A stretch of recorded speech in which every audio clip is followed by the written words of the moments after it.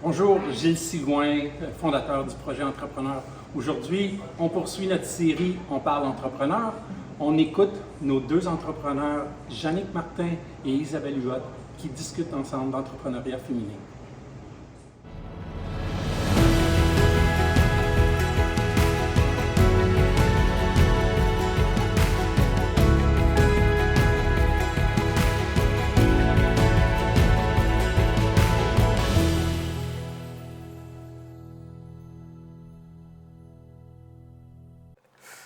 Jannick, je suis contente de passer un beau moment avec toi. Moi aussi, très contente. Je t'ai connue dans une autre entreprise, ton Ouais. ancienne vie. Exact. Et puis là, tu as eu un parcours assez exceptionnel. Tu es à la tête aujourd'hui d'une entreprise où on voit des hommes normalement.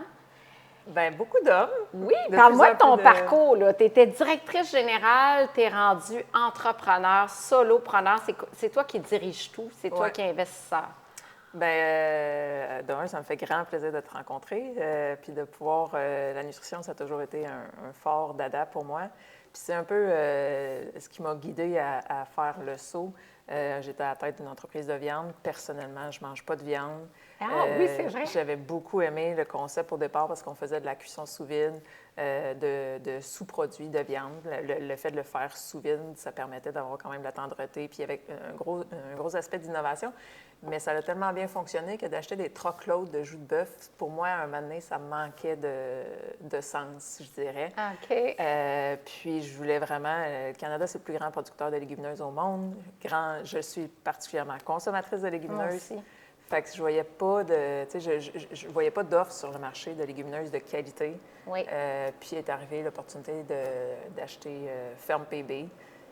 Qui est, on va le dire tout de suite, je n'élève pas d'animaux. On est un atelier de transformation alimentaire. Le nom porte un peu Mais vous à faites confusion. et des légumineuses et de la viande? Oui.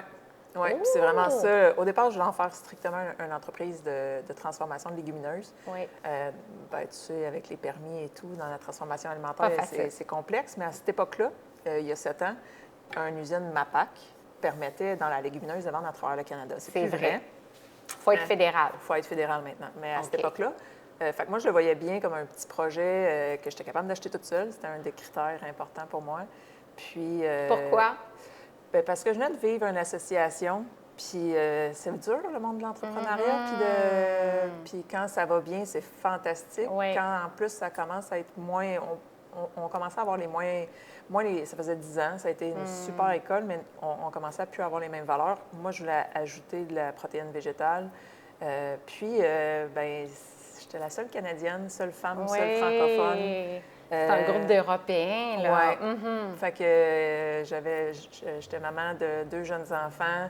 J'avais comme envie que tant qu'à y mettre du temps, que ça me revienne à moi. Oui, puis que ça soit dans tes valeurs. C'est ça, d'être un peu plus là, sur le X.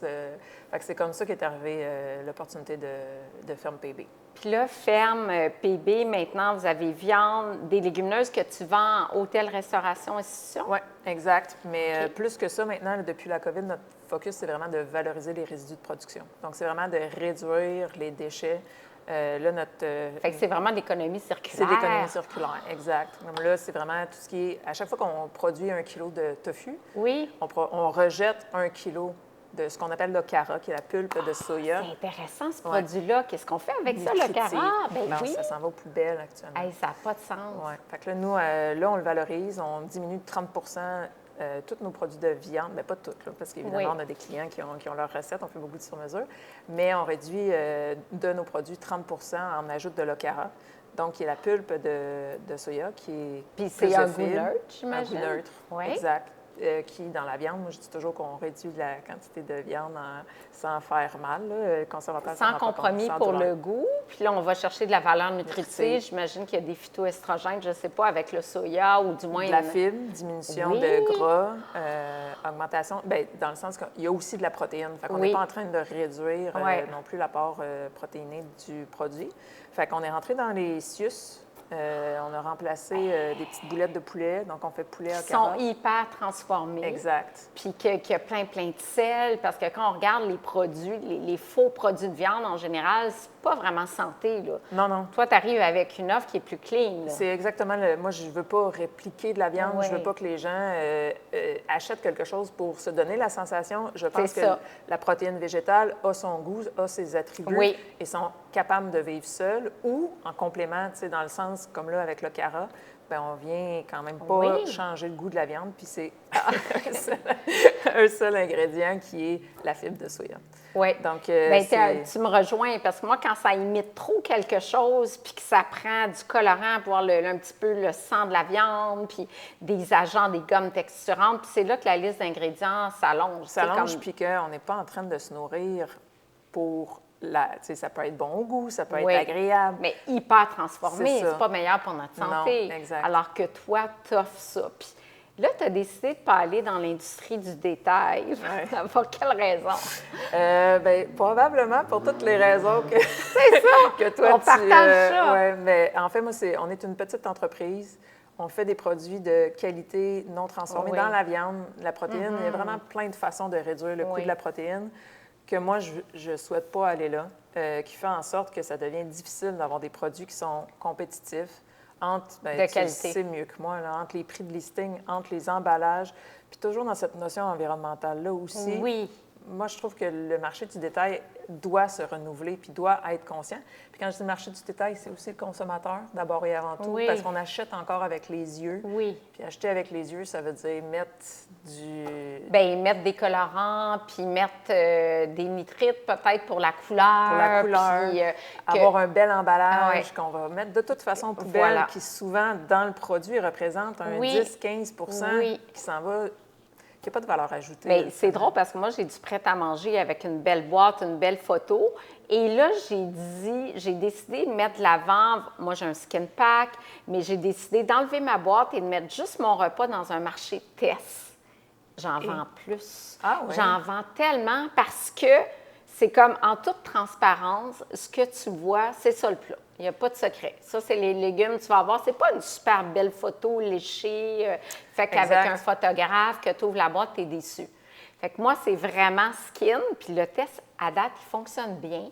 Puis là, quand j'ai présenté au bureau chef, ouais, le consommateur, es-tu prêt à Ouais. voir ça? Bien, j'ai dit oui, je pense qu'il est prêt, ou au moins une demi-fenêtre là, pour percevoir ce qu'on va manger. C'est ça, ce qui m'aide, c'est que moi, j'ai plus de légumes que d'autres plats. Tu sais, c'est pas juste comme des pâtes. C'est coloré, oui. C'est coloré. Ouais. Fait qu'il y a quand même des légumes. Donc, ça aide un peu. Mais je pense que le consommateur évolue de plus en plus vers ça, là. Puis qu'est-ce qui fait que, bien, évidemment, Oui. Isabelle Huot, il y a beaucoup de gens qui te connaissent et Oui. qui connaissent ton parcours. Mais qu'est-ce qui fait qu'une nutritionniste décide de faire le pas? Ah, beaucoup de cheminement. Bien, au départ, moi, je voulais être missionnaire en Afrique là, à 18 ans. Fait que j'ai étudié en psychologie, après j'ai étudié en ergothérapie. Puis là, j'ai dit non, moi, j'ai le goût d'aller aider, faire des missions en Afrique sur la malnutrition, en fer, en vitamine A.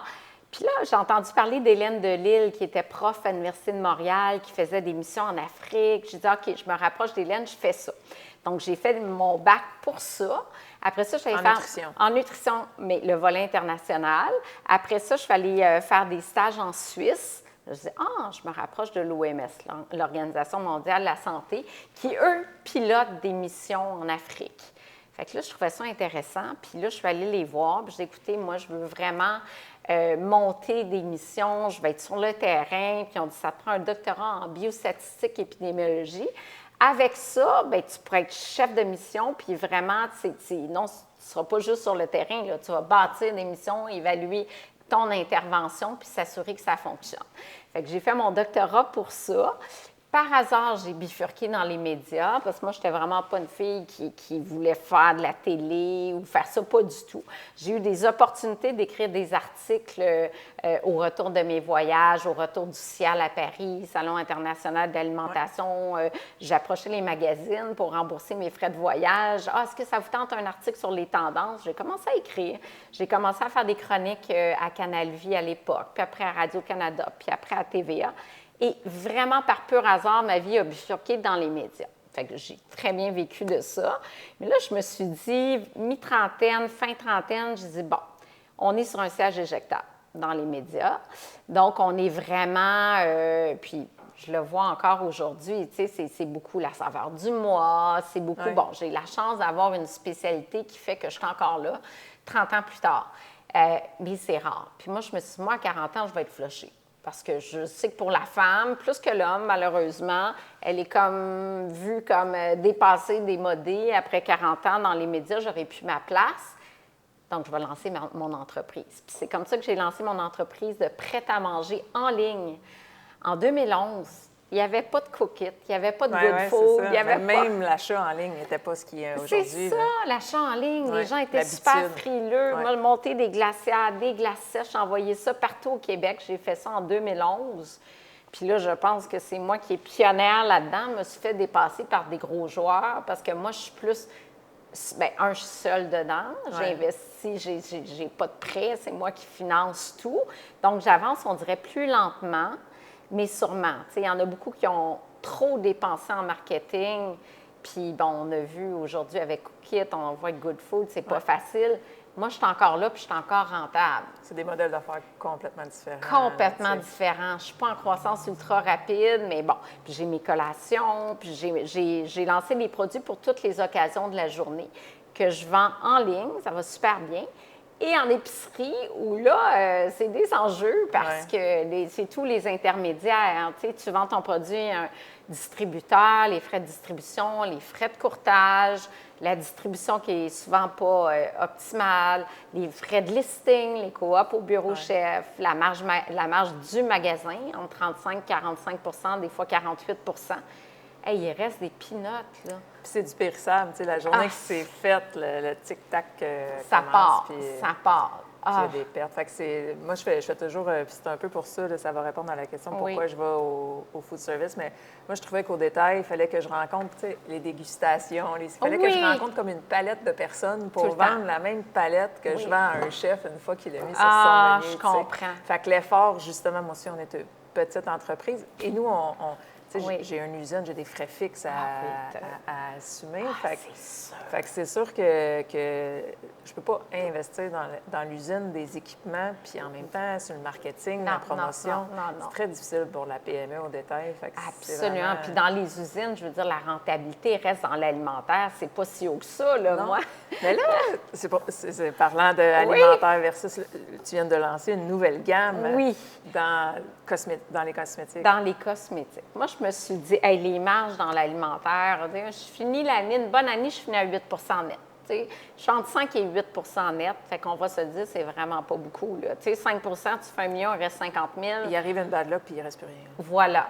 Fait que je me dis, j'ai été approchée pour être porte-parole d'une gamme de cosmétiques. Je dis, non, moi, je ne suis pas porte-parole, je suis entrepreneur. Je vais lancer les miens, mais pas votre formule. Une formule que je vais dessiner.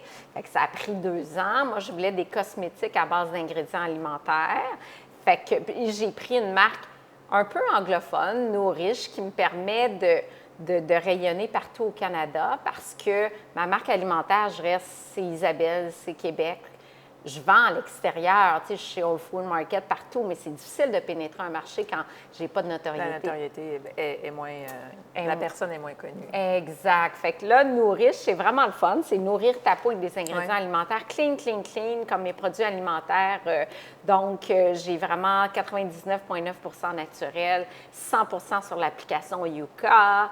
Fait qu'on est vraiment dans un produit wow. Puis là, j'arrive d'un gros salon à Toronto. Et ils ont capoté sur la marque, sur les produits, sur l'odeur, sur l'efficacité. Puis on dirait que je m'amuse parce que l'autre, ça fait 13 ans que je l'ai, l'autre entreprise. Puis tu sais, à chaque fois, c'est toujours, les marges. Alors là, j'ai plus de flexibilité pour les marges parce qu'on peut avoir, tu sais, quand je vais acheter des gros volumes, je vais avoir des marges de 70-75% facile. Là, j'en ai moins parce que je commence plus lentement. J'achète des lots de 5 000, de 10 000. Mais quand je vais être rendue à acheter des lots, je souhaite bientôt, bien là, c'est vraiment intéressant. Mais il faut mettre du marketing. Oui, c'est ça. C'est un autre... mais je trouve ça super intéressant parce que même moi, qui est au niveau comme consommatrice, je trouve que tout ce qui est peau, c'est un organe qui nous dirige, qui nous envoie ça directement dans le système. Puis on a... n'a pas été très conscient de l'impact de ce qu'on... Autant, encore aujourd'hui, ce qu'on se met dans la bouche, mais ce qu'on se met sur la peau aussi. Je trouve ça intéressant, la combinaison des deux. C'est tellement ça. Quand mes produits lèvres, j'ai un gommage à lèvres, puis un baume de nuit lèvres, et sont 100% sur Yucca. Il n'y a aucun perturbateur endocrinien. Il n'y a aucun impact sur l'environnement. Mes plus proches compétiteurs ont en bas de 50% comme note. Tu sais, tu peux le manger. Moi, une femme enceinte qui prend ça, il n'y en a pas de problème. C'est une base de sucre. Et c'est ce qui a volé la vedette au show en fin de semaine. C'était, bien mon Dieu, c'est la version naturelle d'un produit X qui est super populaire parce que, comme tu dis, ce qu'on se met sur la peau, bien, souvent, c'est des perturbateurs endocriniens qui pourraient être corrélés à certains types de cancers. Puis, tu sais, ce qu'on se met, si on se met du gros rouge à lèvres, puis c'est hyper toxique, on finit par l'avaler. Donc, je pense qu'au cours des prochaines années, on va être de plus en plus consciente de ça. Mais c'est important, je pense, autant pour la nourriture que tout ce qu'on utilise, en fait, qui a un impact sur notre santé. Oui. Donc, c'est pour ça que je me suis dit, en tant que docteur en nutrition, à ma connaissance, il n'y en a pas d'autres qui ont lancé une gamme avec cette vision-là, cette mission-là. Puis là, des fois, j'ai le vertige, Jannick, parce que je suis là. Oui, c'est ça! Mais dans le sens où il y a des nuits, parce qu'il y a des nuits, souvent on pense, là, comme entrepreneur, beaucoup. Tout le temps, en fait. Tout le temps, en fait, aussi. Moi, le hamster, la nuit, oh mon Dieu, que j'ai eu des problèmes de sommeil. Et la nuit, je pense à plein d'affaires, mais des fois, je me dis, comme là, c'est la première fois que j'ai un problème de fond de roulement. J'ai jamais eu ça dans ma gamme alimentaire parce que moi, j'ai des ventes en ligne. Fait que le client achète, puis je vends pendant un mois, puis à la fin du mois, je paye mon fournisseur. Fait que l'argent est rentré. Oui, ça aussi, c'est intéressant pour la vente en ligne de recevoir l'argent avant de... Ça, c'est formidable. Donc, jamais j'ai eu à m'inquiéter de ça. Et là, maintenant, avec les cosmétiques, bien, moi, j'ai dû acheter presque 2 ans de production d'avance, payée entièrement, qui ne sont pas vendus. Donc, je paie de l'entreposage, des palettes d'entreposage. Puis là, il y a ça qui dort, mais je dois aussi avancer ma phase 2, donc acheter mes contenants, payer mon R&D. Fait que c'est ça. Là, c'est... Là, ça serait peut-être le temps de rencontrer des banquiers. Là, c'est le temps de rencontrer des banquiers. Là. Je ne l'ai jamais fait, mais là, c'est le moment. Là, parce qu'il y a des programmes pour ça. Oui, là, j'ai besoin de ça. Parce que ça aussi, c'est quand même assez exceptionnel d'être capable de financer un projet jusqu'à maintenant, 100% Oui. à même tes propres fonds. Voilà. Bien, comme j'ai 3 entreprises, j'ai fait des intercos tout le long, puis là, je remboursais. Ouais. Mais là, je suis rendue à l'étape financement. Puis tu pourras me guider, parce que ça, je ne l'ai jamais fait. Puis, écoute, j'ai juste demandé une marge hier, puis elle m'a été refusée parce que j'ai pas assez de revenus. Ah oui. Mais c'est la globalité qu'il faut regarder. Bien, voilà. Fait que c'est ça. Fait qu'on n'arrête pas d'apprendre. On n'arrête pas d'apprendre. Mais toi, par rapport au financement, est-ce que ça génère de l'anxiété de savoir? Ah oui. Oui, c'est ça. Mais ça vient par vague. C'est ça, là. Tu sais, Oui. Ce que tu parles, c'est vraiment la réalité de la gestion du cash flow. Je pense que c'est la plus grosse préoccupation de n'importe quel entrepreneur. Nous, on vient de doubler la capacité de l'usine. J'ai investi, dans le fond, on a vraiment été chercher l'accréditation ACEP, on a doublé notre Beaucoup capacité. d'investissement. Oui, mais ça, c'était prévu pré-COVID. Fait que j'avais un budget, c'était en 2 phases. On achetait des équipements, après ça, on agrandissait. On a eu le temps d'acheter les équipements, mais quand est venu le temps de la COVID, dans notre cas, qu'on s'adressait à la restauration, 95 des clients en 24 heures. Et là, comment tu as fait pour te relever de ça, de la COVID? Plusieurs choses. Là tu as dû en avoir des nuits blanches. Oui, mais après, c'est devenu pire. Mais dans le sens qu'on était protégés. Je veux dire, le gouvernement a quand même intervenu. Absolument. Bon, un peu tard, dans le sens qu'ils ont annoncé les programmes pour les individus avant d'annoncer les programmes pour les entreprises. Oui. Fait que, tout ce qui est PCU et compagnie a été annoncé avant. Fait que ça m'a quand même amené quelques problématiques. Mais sinon, on avait la chance, vu qu'on avait perdu notre chiffre d'affaires, d'avoir les employés financés à 75 %. Exact. Fait que ça permettait d'essayer. On a essayé plein d'affaires. Dans le fond, nous, on s'est retournés. On a fait comme nous, on a nos camions de livraison, on livre directement nos clients. Ça, c'est génial. C'était juste avant la période des sucres. Fait qu'on avait, tu sais, on vend quand même pas mal aux cabanes à sucre plus haut de gamme. Nos stocks étaient pleins de saucisses. Et là, les cabanes à sucre étaient fermées. Et c'est ça, ils ont fermé. Fait on avait plein de stocks périssables. Fait que moi, courtant, je me suis dit, il faut vider nos congélateurs puis nos frigos pour au moins aller chercher du cash flow pour payer les prochains. Fait qu'on s'est regroupé quelques entreprises, on a appelé ça achat solidaire. Oh, wow! Puis, donc, les gens achetaient en ligne. Moi, j'avais un camion de toute façon qui n'était pas occupé. Je suis devenue comme distributeur mon Dieu, c'est génial. Puis là, c'est de la vente à domicile? À domicile, en direct, de viande, sur le site. oui! Puis là, avec ça, on a fait des boîtes thématiques. Fait qu'on a fait une boîte de Pâques. On utilisait tous des producteurs qui avaient du surplus d'inventaire. Puis là, les Québécois voulaient vous encourager aussi. Puis c'est une belle solution de se gâter avec des produits de qualité. Exact. Puis là, ils faisaient livrer chez grand-maman qui ne pouvait pas voir en résidence ou ils faisaient livrer. Fait que ça a été vraiment... Non, mais monter le site web de tout ça, c'est de la job. Ça prend du temps. Oui, bien, j'ai appris. Hey, mon Dieu, on avait du temps dans ce temps-là. Ben oui. On n'avait rien d'autre à faire. Ben oui, du temps, mais en même temps, il faut se virer vite avant que tout le monde arrive là-dedans. Là, tu sais, si tu montes un site pendant 6 mois, tu as comme manqué le bateau. C'est niaiseux, là, mais moi, j'ai eu la chance de mettre la main sur de la levure à pain puis de la farine. Fait que je vendais ça sur le site, j'ai vendu là, à côté de la farine. OK. Fait que la pandémie, parce que tu t'es viré rapidement, bien, ça fait en sorte justement que tu étais capable d'aller chercher un revenu substantiel. Garder mes employés, parce que moi, je pense que tous ceux qui n'ont pas été capables de garder les employés, repartir après, c'était vraiment difficile. Fait que j'ai réussi à garder les employés, développer un nouveau réseau, là, parce que suite à ça, ces boîtes-là, bien, il y a quelqu'un qui était directrice générale de la Fondation Canadian Tire qui a reçu une boîte. Elle dit « Ah, crème, j'avais un tournoi de golf qui est annulé, il faut que je continue à lever des fonds. Fait qu'on a fait une boîte tournoi de golf qui était livrée à domicile. Fait que là, on a fait 400 boîtes pour la Fondation Canadian Tire. Fait que là, il y a d'autres fondations qui nous ont contactés en disant « Hey, je voudrais faire des levées de fonds. » Fait que là, on a eu un onglet levée de fonds sur notre site web pour... Puis ça, en parallèle, tu ne voulais pas poursuivre ça post-pandémie? J'en fais encore, mais je dirais que je le fais plus dans une optique de... Ça devient de plus en plus clair pour moi, pour FermePB, que je veux avoir un impact social, environnemental. Fait que je le ferais plus, comme là, on le fait encore avec des organismes qu'on a travaillé les dernières années. Mais ce que je souhaite mettre de l'avant, c'est vraiment les organismes qui ont un lien avec, comme là, on travaille beaucoup avec Moisson Montréal. Oui! Donc, c'est un magnifique projet qu'on reçoit. Tous les mercredis, on reçoit des résidus de charcuterie d'un grand transformateur. Oui, parce qu'eux, ils congèlent la viande maintenant. Fait que c'est leur projet viande et le fun. Puis qui n'ont pas de... Tu sais, ils reçoivent des tombeaux, des combos de viande, mais c'est difficile de les redistribuer aux organismes. C'est pas des formats qui sont redistribuables. Ils ne savent pas quoi faire avec ça, je comprends. Fait que là, nous, on reçoit ces charcuteries-là. On ajoute le fameux 30 de carottes. On fait de la tartinade à sandwich avec ça. Et c'est redistribué aux organismes de Moisson Montréal. C'est une belle mission. C'est ça. Moi, c'est... Puis ça, toi, c'est la COVID qui a amené ça à dire c'est quoi que je veux, où c'est qu'on s'en va, puis c'est quoi notre... Oui. Fait qu'il y a eu du bon à la COVID, dans le fond. Tu t'es tourné de bord, tu as revu tes valeurs, ta mission, tu as développé ce partenariat-là avec Moisson Montréal. On a essayé plein d'affaires. On avait la chance d'avoir un petit coussin là, pour essayer les choses, puis que les employés ont... Mais tu t'es pas laissé décourager, démoraliser. Bien, ça, c'est l'autre affaire. Pour revenir au sujet du financement, c'est qu'ultimement, tu as des banques, il faut que tu... Même s'ils étaient collaborateurs, moi, ça faisait 2 ans que j'avais acheté FermePB. Fait que on venait de vivre 2 belles années de croissance. Je venais de me réendetter pour acheter des équipements. On avait l'acceptation du prêt pour l'agrandissement qui devait se faire à l'été de la COVID, là, 2020.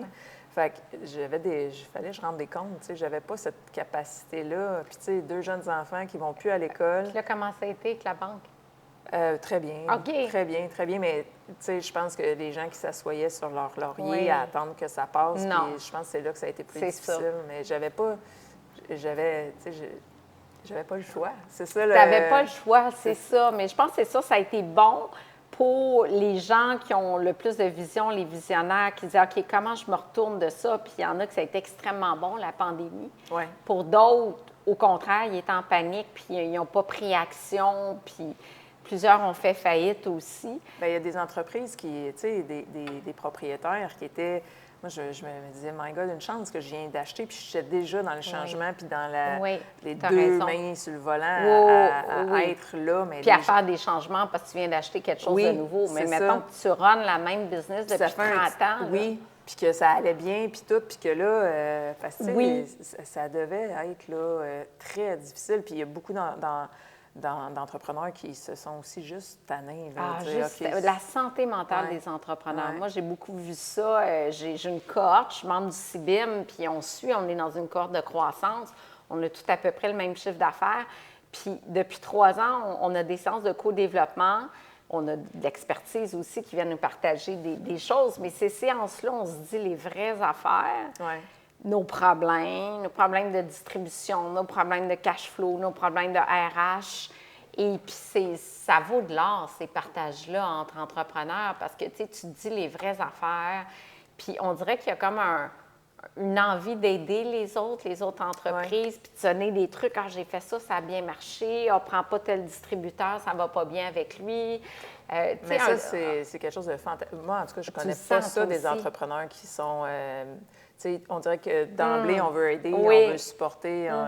Il y a une entraide entre entrepreneurs que, pour moi, je trouve vraiment sécurisant. Dans le sens, c'est très rare que j'ai demandé conseil ou au contraire. C'est comme, puis c'est la réalité, un entrepreneur, ça veut réaliser, là, puis ça règle des affaires. Fait que à chaque fois que je parle d'une problématique avec un entrepreneur, là, il y a 10 solutions. Puis, c'est extraordinaire. Ces séances-là de remue-ménage, là, je dis, wow, cette entraide-là, moi, je trouve ça formidable.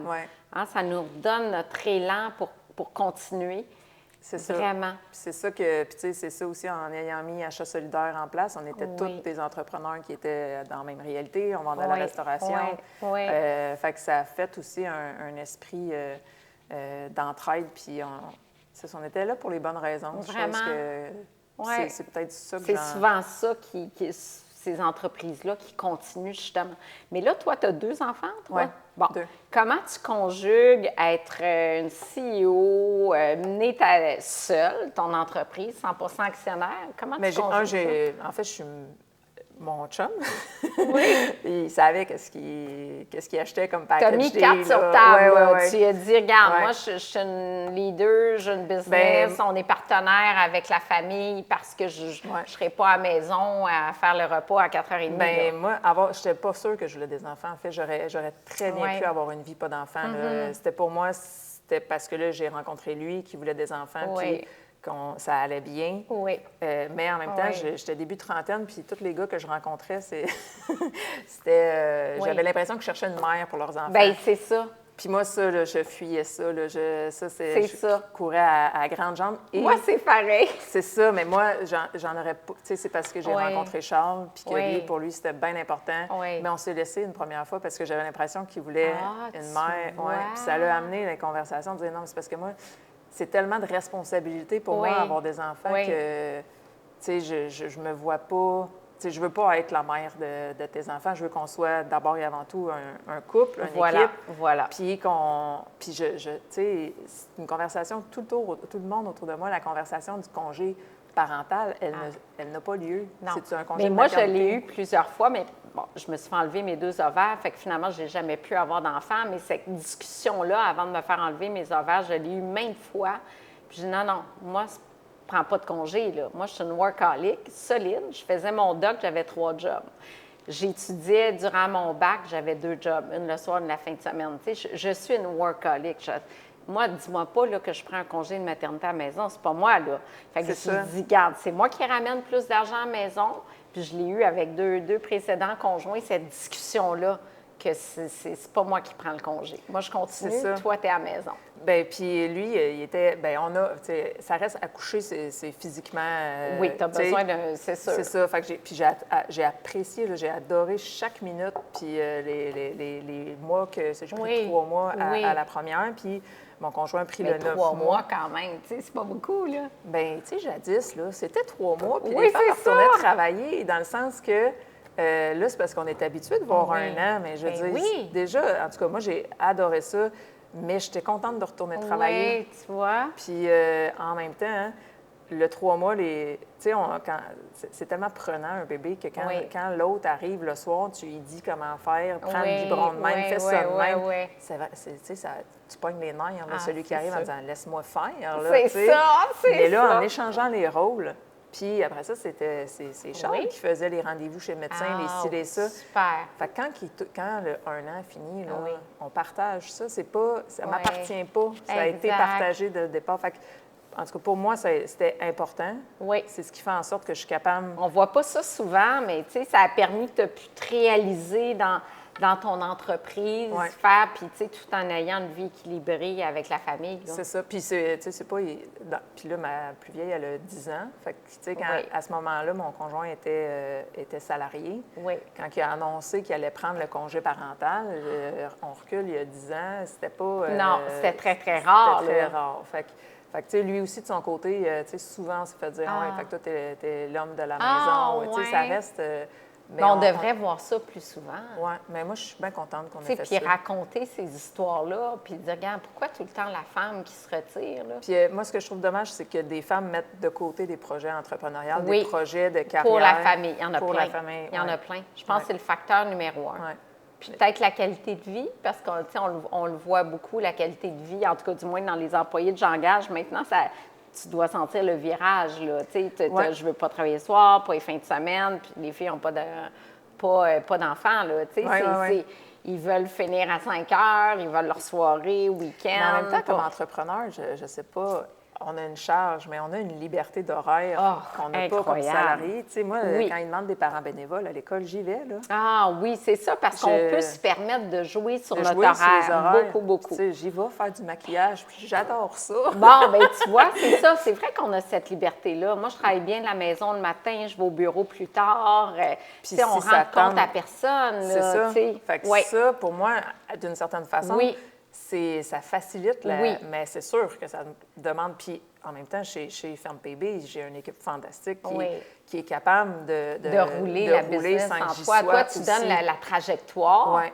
Puis si la vision est claire, elle te suit. Si j'ai besoin d'être là, je vais être là. Puis je suis quand même très impliquée, mais c'est une gang qui est autonome. Mon conjoint est autonome, puis il est capable de. Mes parents, ma famille sont très impliqués. Fait que puis je pense que c'est la raison pour laquelle je suis capable de faire tout ça. Où tu te vois, mettons, dans 5 ans, 10 ans, là, tes enfants 10 ans, là, tu me dis, bon, ben là, 20 ans, ils quittent la maison, tu te vois où, toi, dans la croissance de l'entreprise? Bien, moi, j'ai toujours dit que l'entreprise n'allait pas plus vite que le... Tu sais, c'est sûr que pour moi, la qualité de vie est importante, dans le sens que je veux être présente pour mes enfants. Fait que j'ai l'impression qu'on a quand même une belle croissance. Là. Depuis la COVID, on est à 25-30 de croissance à chaque année. Fait que ça va bien, mais je sais que je pourrais en faire plus. T'sais. Puis moi, je me suis vraiment dit, c'est important, ce temps-là, il ne repassera pas. Voilà. Fait que je travaille, beaucoup, mais je suis très présente quand même pour les enfants. Fait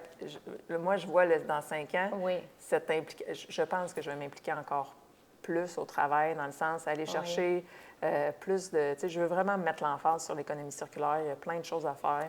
J'aimerais ça pousser un peu plus. J'ai l'impression aussi que le chemin va continuer à se faire. Tu sais, je ne le lancerai pas au détail. Des projets comme je fais avec Moisson Montréal, je pense que ce serait très périlleux pour le détail parce qu'il y a encore la mentalité des consommateurs. Oui, c'est ça. Pour l'instant, mais peut-être dans 10 ans, je ne peux pas croire que ça ne va pas évoluer. C'est ça. C'est pour ça que je pense que dans 5-10 ans, je vais être encore plus présente dans ce créneau-là. Bien, absolument, parce que, tu sais, les jeunes d'aujourd'hui, c'est important pour eux, l'économie circulaire. On voit de plus en plus de produits. Donc, de vendre ça, d'être un peu moins attiré vers l'image. Mais la mission de l'entreprise, je pense qu'on va être là. Bien, je l'espère. Puis d'être conscient aussi de l'importance de ce qu'on mange. Parce que, tu sais, personne ne met de l'eau dans sa voiture. C'est ça. Parce qu'on sait qu'est-ce qui va arriver quand on met de l'eau dans sa voiture. C'est ça. Moi, quand je vois les gens acheter les longues listes ultra transformées, je pense que chez les jeunes, 50 des calories ingurgitées, c'est des aliments transformés. La moitié. Mais c'est préoccupant quand même.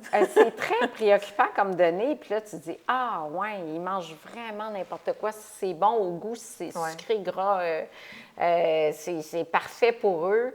c'est inquiétant aussi pour la santé à long terme, là, parce qu'ils sont de plus en plus sédentaires. C'est ça l'autre chose, oui. Toujours devant les écrans, puis puis de leur offrir de la santé, bien, ça coûte plus cher. Fait qu'il faut qu'ils mettent le prix, pour avoir un produit de qualité, là, du moins en cuisinent épicerie. davantage, tu sais. Ou qui cuisinent. Ouais. Mais ils cuisinent pas tant que ça. Non, mais ça, c'est...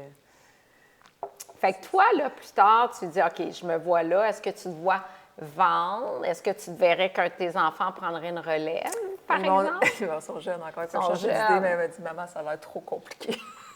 Ah oui, ils sont jeunes encore. Mais Ils sont mettons jeunes. qu'il y en a un qui tu étudies au HEC, je pense que tu as fait un MBA. Mettons qu'il y a quelqu'un, un de tes enfants qui dit, ah ben moi, MBA, administration des affaires, commence une petite job. Après, il dit, non, maman, moi, j'ai le goût de m'impliquer. Bien, moi, honnêtement, je serais, c'est drôle à dire, je serais loin d'être contre de vendre, tu sais, amener l'entreprise à un certain niveau. Puis après ça, moi, je me vois dans quelque chose d'encore plus spécialisé en économie circulaire. En économie circulaire, encore plus. Oui, tu as l'air d'avoir trouvé vraiment quelque chose qui te passionne. Là. Bien, c'est moi, tu sais, je repensais à ça. J'ai fait au secondaire, j'ai fait le programme international. Il fallait faire un projet d'études à la fin, en secondaire 5. J'ai fait une chaise en produits recyclés. Bien, voyons donc. Fait que, tu sais, c'est toi, tu reviens à... Tu as toujours été comme ça? Toujours été comme ça. Le running gag chez nous, c'est que je fais de la soupe avec les restants de pâte à lasagne en potage. C'est ça! Oh, wow! C'est vraiment... c'est un créneau... OK. Mais est-ce que... Parce que là, je suis beaucoup dans la viande. Oui. Ce qui est correct, là, dans le fond, moi, je suis pas... je ne prône pas le véganisme. Je prône de réduire la quantité de viande. Moi, je suis flexitarienne. C'est fait ça. que, tu sais, réduisez la quantité de viande, puis faire la promotion de la viande de meilleure qualité. De meilleure qualité, éviter les faux produits super transformés. Fait que, tu sais, c'est un petit peu le même message. Puis l'avenir est là. Mais en tout cas, j'ai hâte de te suivre, Jannick, dans le futur, là, de voir dans 5-10 ans, parce que c'est une fille super allumée, là. Je suis convaincue que déjà, ce que tu faisais avec ton autre entreprise, c'était wow, tu as fait preuve beaucoup d'innovation dans les repas. Je t'avais même approché de faire mes petits repas. Oui. Et dans les viandes sous vide et tout ça. Puis là, ta trajectoire est... Bien, moi, ça, c'est vraiment... Tu sais, maintenant, avec ce qu'on sait, on ne peut pas produire puis générer en même temps autant de déchets qu'on produit quelque chose, tu sais. C'est ça. Le carrosse, c'est un bel exemple. On produit c'est important d'aller vers de la protéine végétale et tout. Bon, ben super, on produit plus de tofu. À chaque fois qu'on fait 1 kilo de tofu, on jette 1 kilo. Mais non, ça, il faut qu'on le dise aussi. On dirait que les gens ne réalisent pas. Bien, puis ça, c'est juste un exemple. Le tofu, c'est pas le mal, puis les autres, c'est bien. Non, c'est ça, mais il y en a plein d'exemples comme ça. Dans tout ce qu'on industrialise, on rejette. Puis moi, dans le fond, c'est vraiment ça, ultimement, que je souhaiterais avec Ferme PB, qu'on soit une référence à n'importe quel industriel. Puis, tu sais, pour moi, c'est de créer de la valeur aussi, dans le sens, tu ne changes rien à ton modèle d'affaires, tu fais juste utiliser ce qui est un déchet et y donner de la valeur. Ah, clairement, c'est l'avenir. Il me semble que tu es dû pour un prix de femme d'affaires innovante, là. Peut-être un jour. Avis à tous, je regarde la caméra, avis à tous. Puis toi, tu sais, bien, l'avenir, bien moi, Nos Riches, c'est ça ce qui est le fun, c'est que c'est pas mon nom puis mon image. Ouais. Fait que de ne pas être obligé d'être toujours derrière la marque comme ma marque de prêt-à-manger. Ouais. Donc, j'essaie de, laisser la marque, c'est Dr Isabelle, mais d'enlever progressivement ma photo qui m'oblige, moi, à être là tout le temps, à faire des démos en magasin. Ouais. Tout le monde me veut moi, tu sais, c'est très, très lourd. Fait que moi, je veux déléguer de plus en plus, m'occuper de la marque de cosmétiques parce que j'ai du fun, j'aime apprendre. Tu sais, comme entrepreneur, tout ce qui est nouveau, on adore ça. Là, j'apprends les cosmétiques, mais ça se ressemble, tu sais, distributeur, courtier. Oui, mais tu sais, ça reste des nouveaux joueurs, ça reste des nouvelles façons. Même l'habitude de consommation n'est pas la même, la clientèle est... La clientèle est différente. Mais tu sais, là, maintenant, je suis listée chez Coutu Brunet. Bien, Coutu Brunet, c'est Métro. Fait que, tu sais, c'est même mon acheteuse de Métro qui est rendue chez Coutu. Fait que, tu sais, je en terrain familier là-dessus, moins dans le domaine cosmétique, tout ce que ça prend en fabrication, puis les limites pour développer un produit, puis si on veut qu'il soit naturel, puis qu'il ait une belle durée de vie de 24 mois. Fait que ça m'allume beaucoup. Fait que tranquillement, délaisser l'entreprise alimentaire pour Nos Riches. Puis là, j'ai fait mon 18e livre cet été. Ah oui? My God. Puis là, je dis, c'est le dernier, je suis tannée, parce que des livres, c'est tout le temps. Bon, j'ai fait ça 3 semaines à Noël, puis tout le reste de l'année, j'ai plus le temps. Mais là, l'éditrice m'appelle une semaine après. Bon, Isabelle, j'ai ton prochain livre, c'est ça, t'embarques-tu? Je dis, ah, ben là, je t'ai après dit que c'était mon dernier parce que je suis tannée. Laisse-moi y penser. Le lendemain, je rappelle. OK, va faire. C'est quoi le sujet du 18e? C'est la ménopause. Okay. J'ai fait le livre Mieux vivre la ménopause, le 17e. Puis le 18e, c'est Mieux vivre la ménopause, un guide pratique. Okay. Fait que c'est 4 semaines avec ben du tofu. Ah ouais. 4 semaines de menus et recettes pour la femme en périménopause, donc avec des phytoestrogènes, avec de la graine de lin, avec beaucoup de légumineuses. Et j'ai José Lavigueur, qui est là aussi pour un programme en femme ménopausée. On a moins d'énergie, on n'a pas de buffet de chaleur, on a mal aux articulations. Et bref, qu'est-ce qu'on fait pour être en santé malgré le lot des symptômes de la ménopause. Puis j'ai Marie-Ève Prince qui est physiothérapeute en rééducation périnéale, tout le plancher pelvien, les fuites urinaires, écoute, fascinante. Puis j'ai plein d'experts, un expert du sommeil qui vient nous parler ça a l'air qu'en 3 semaines, on guérit toute forme d'insomnie. Ah ouais? Ah ouais. Fait que là, la théorie, je ne l'ai pas fait encore, c'est 3 semaines de ta vie, dont la 2e semaine où tu es en privation de sommeil total. Okay. Presque total. Faut prendre des vacances. Fait que là, c'est ça, j'ai dit, OK, je ne suis pas sûre c'est bon le moment, là, mais j'essaie de trouver un moment de faire ça, là. Puis ça a l'air qu'après, tu es reprogrammé, là, puis tu dors 7-8 heures par nuit. Fait qu'en tout cas, bref, Maude Bouchard, neuropsy, fait que c'est des experts pour accompagner la femme à travers cette période-là. Puis j'ai une cohorte ménopause aussi où je suis 1300 femmes toutes les semaines ce soir. Tous les mercredis soirs, avec les femmes, j'ai guide. J'aime ça, moi. Les femmes en ménopause, ça m'interpelle. Fait que je les accompagne, puis à la fin, ils me disent « Isabelle, je vais tellement mieux, santé physique, psychologique. » Puis ils me disent même « T'as sauvé mon couple. » Oui, j'imagine, c'est ça.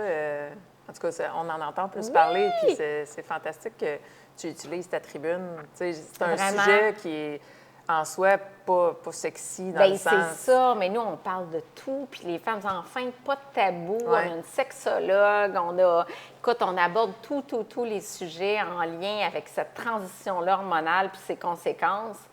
Puis, il y a même des hommes qui assistent avec leurs femmes. « Ah, je comprends mieux ma femme, maintenant je vais être plus patient, puis je comprends ses sautes d'humeur, puis je comprends qu'elle n'a pas de libido, puis je comprends... » Tu sais, écoute, c'est fascinant. Fait que ça m'allume beaucoup. Fait que je vais continuer là-dessus aussi, mes petits programmes en ligne, puis pour... Fait que tu as du stock en masse pour les 10 prochaines années. En masse pour les 10 prochaines... Pas sûr qu'on va prendre notre retraite, nous autres. Bien, surtout, moi, je trouve dans ton créneau, c'est tellement vivant. Bien, moi, ça reste une usine, c'est physiquement présent. Mais moi, ce que je trouve le fun aussi avec ce que tu fais, c'est que tu peux sensibiliser les gens à tous les sujets. L'alimentation, ça évolue beaucoup. Ça évolue, puis moi, je me garde à jour. Fait que je peux continuer là-dedans. Là, quand je ne serai plus nulle part à télé, radio, bien, je pourrai continuer des petits livres, des formations en ligne. Et puis, un avenir brillant pour nous deux, ma chère.